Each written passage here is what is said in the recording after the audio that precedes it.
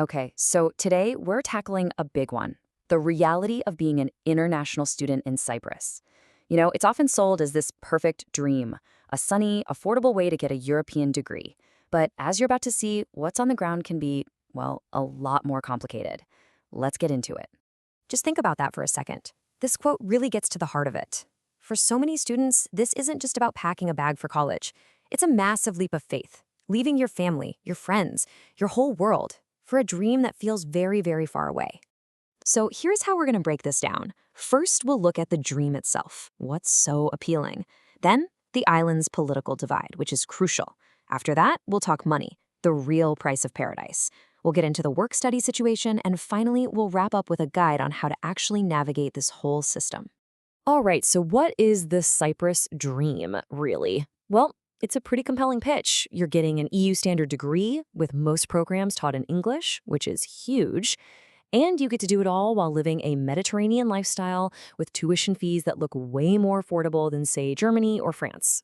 Sounds pretty good, right? And right here, this is where the dream smacks right into a massive reality check. Because to really understand what it's like to be a student there, you have to realize you're not just picking a university.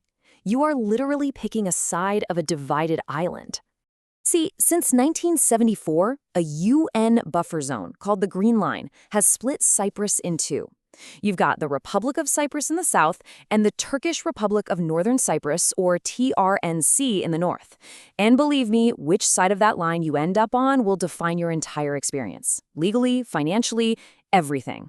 And this table just lays it out so clearly. Look at the difference. The south is in the EU, they use the euro, and your degree is recognized everywhere. The north, it's a de facto state only recognized by Turkey. It uses the Turkish lira, which can be super unstable. And getting your degree recognized outside of Turkey is a real challenge. This isn't a small detail, it's a game-changing decision. This leads to this idea of nested borders. It sounds complicated, but think of it like a legal maze. You're trying to navigate the rules of the TRNC, the Republic of Cyprus, the EU, and the UN all at the same time.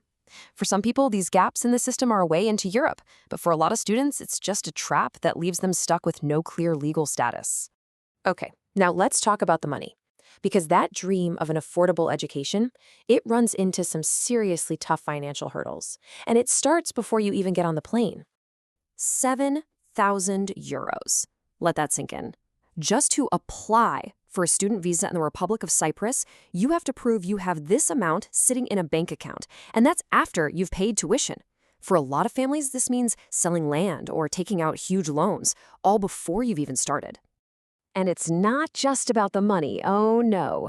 The paperwork is an absolute beast. You need a police clearance certificate, you need medical reports for HIV, hepatitis, syphilis, a chest x-ray for TB, and every single document needs to be officially stamped and legalized. It's a bureaucratic nightmare. Then you finally land, and you get hit with this. The cost of living is no joke. If your university is in a city like Limassol, you could be looking at almost 1,500 euros a month for a simple one-bedroom place. Even in Nicosia or Paphos, you're still talking 800 euros. That's a massive chunk of your savings gone, right away. And here it is. This is the fundamental, brutal math of it all.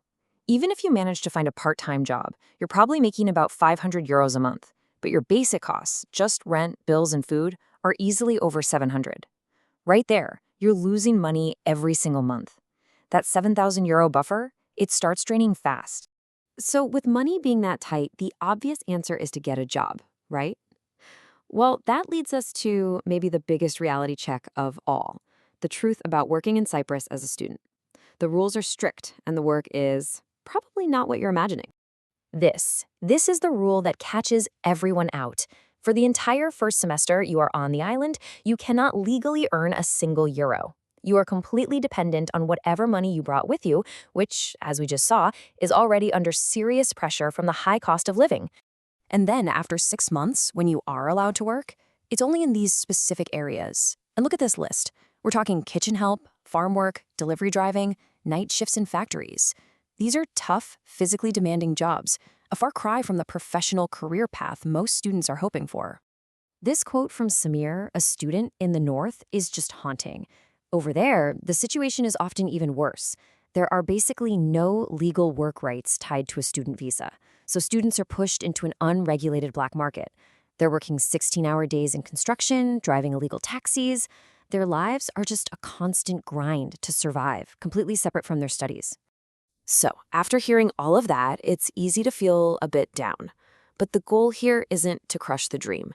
It's about going into it with your eyes wide open. It's about being prepared. So, how do you do that? Here are 4 things you absolutely have to nail down. 1. Verify your university. Make sure that degree will actually be recognized back home. 2. Get your money right. Bring more than the minimum because you will be burning through it. 3. Know the work laws inside and out. That 6-month ban is real. And 4. Brace yourself for loneliness. Those first few months are tough, financially and socially. Be ready for it. In the end, it really all comes down to this question. Is coming to Cyprus a calculated risk, or is it a blind gamble? You know, for the student who does their homework, saves up more than enough money, and is mentally tough, it can be an amazing, life-changing step. But for someone who just shows up, lured by the sunshine and cheap tuition, it can turn into a nightmare fast. The difference between those two outcomes is all in the preparation.